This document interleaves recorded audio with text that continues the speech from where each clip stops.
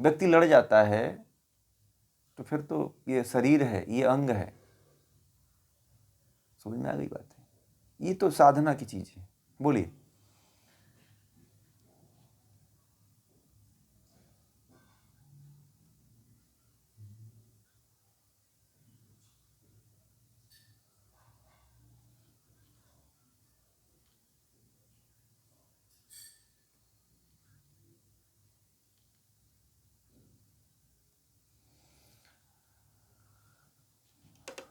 हाँ, ऐसे कह सकते हो।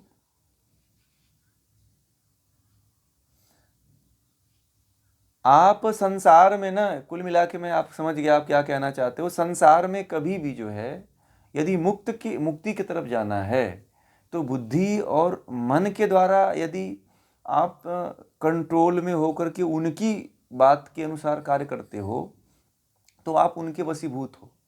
क्योंकि ये इंद्रिय बुद्धि ये सब जड़ है, ये जड़ पदार्थ हैं। चेतन तो केवल जीवात्मा है जो अज्ञानता की अवस्था में है। यदि आप जीवात्मा को जानना चाहते हो, जीवात्मा को समझना चाहते हो, तो जीवात्मा की सुनो आप, क्या सही है क्या गलत है। जीवात्मा एक बार आपको सही और गलत रास्ते पे जाने से जरूर रोकती है, पता है आपको। जब आप कोई गलत कार्य करते हो तो आपके भीतर से एक जरूर आवाज उठती है कि ये काम मत करना, और एक मन होता है, ये एक कहता है कि करना। जो जड़ पदार्थ होते हैं, जो मन होता है, जो बुद्धि होती है, वह यह कहती है कि करो, परंतु जीवात्मा वहां पे चुपके से बोल देती है कि मत करना। चेतन है वो, उसको पता रहता है, परंतु अज्ञानता के कारण वो इतनी असहाय है, इतनी असहाय है कि उस पर राज कोई और कर रहा है। आपको पता ही नहीं है कि आपके घर में वह बैठ करके आपके आपके द्वारा सारा बुद्धि विवेक लेकर के और आपको ही जन्म जन्मांतरों तक फंसा करके रखी हुई है। और ऋषियों ने जो रास्ता ढूंढा है वह यही ढूंढा है कि केवल यह रास्ता योग का ही है जो आपको इससे जड़ से छुड़ा सकता है। मैं कल इसीलिए तो कहा था कि जीवन को आप जी लो, आज नहीं तो कल आपको यात्रा तो यहीं से करनी पड़ेगी।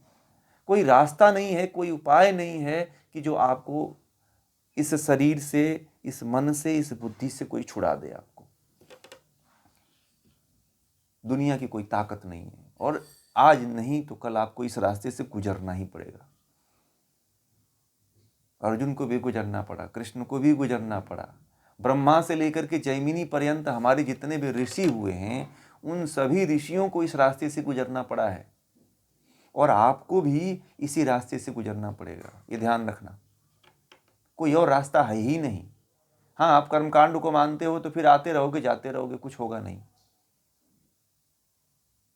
मान लेते हो कि मैं इस देवी देवता को प्रसन्न कर लूंगा, मैं यहाँ चंदा दे दूंगा, यहाँ दान दे दूंगा, मैं इनके मंदिर में चला जाऊंगा, तो कुछ भी नहीं होने वाला है। जो भी होगा, मैंने अभी कहा था किसी क्लास में कि नहीं वो सकाम मार्ग है। नहीं नहीं, सकाम है ये। सकाम मतलब कर्मकांड है, ये कर्मकांड का मार्ग है। इसको तो भगवान श्री कृष्ण ने गीता में भी नकारा है। इन सभी मार्गों को भगवान श्री कृष्ण ने गीता में वही नकार दिया है, और महर्षि पतंजलि तो इसकी बात ही नहीं करते हैं। वो तो कहते हैं कि इसको छोड़ के ही आना, योग दर्शन के लिए आए हैं तो इसको छोड़ के ही आना, क्योंकि यदि उसमें फंसे रहोगे तो तुम योग दर्शन समझ ही नहीं पाओगे। और ये आप यदि अपने मन में बैठा करके रखी हुई हैं कि यह मार्ग है जो हमें वहां पे लेके जाएगा, वहां लेके जाता ही नहीं है भाई। आप देखो कि इतने दिन से आप पूजा पाठ कर रहे हो ना, लगभग आपको 40 साल हो गए होंगे, ठीक है। पूजा पाठ, संस्कार, कर्म कांड, या अपने मम्मी पापा को देखते हुए क्या मुक्त हुए? मन के धरातल पे, जीवात्मा के धरातल पे क्या उतरे? क्या वो लोग बताओ, उतरे ही नहीं। अभी मन के अंदर वही लोगों के लिए, जमीन के लिए, बेटे के लिए, बेटी के लिए, बहू के लिए, अपने लिए एक तड़प है।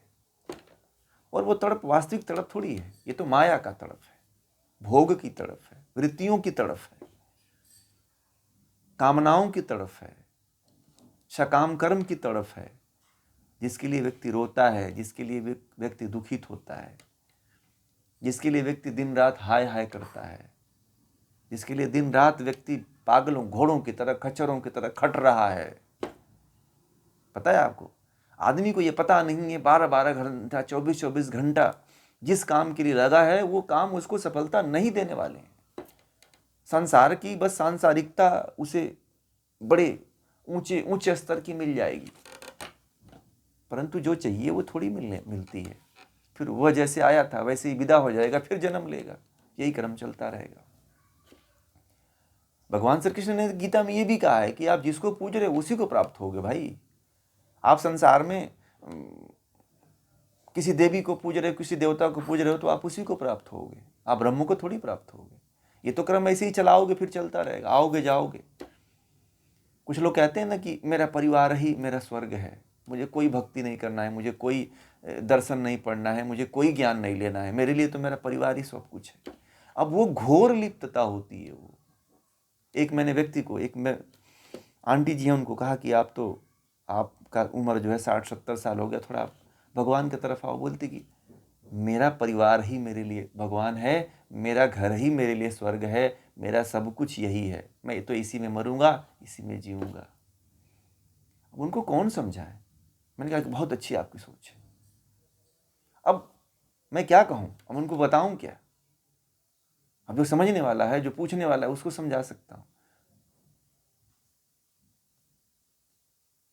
आप लोग समझ रहे हो तो इसको गहराई में उतर के समझा रहा हूं। नहीं समझते आप लोग तो फिर तो नहीं समझा पाते ना इसको।